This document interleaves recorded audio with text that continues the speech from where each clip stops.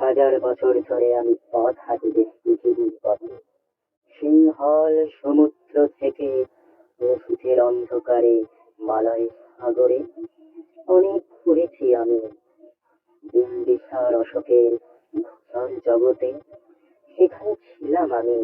আরো দূর অন্ধকারে বিদর্ভ নগরে আমি ক্লান্ত প্রাণ এক, চারিদিকে জীবনের সমুদ্র সফেন আমারে দুদণ্ড শান্তি দিয়েছিল নাটোরের বনলতা সেন।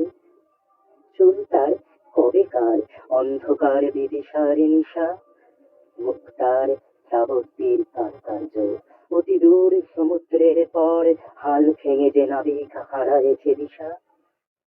সবুজ ঘাসের দেশ যখন সে দেখে তারও চিনি দ্বীপের ভিতর, তেমনি দেখেছি তারে অন্ধকারে, বলেছে সে এতদিন কোথায় ছিলেন।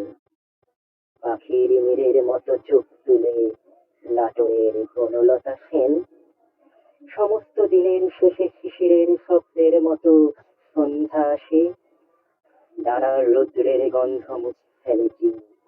পৃথিবীর সব রং নিভে গেলে পাণ্ডুলিপি করে আয়োজন, তখন গল্পের তরে জোনাকির রঙে ঝিলমিল।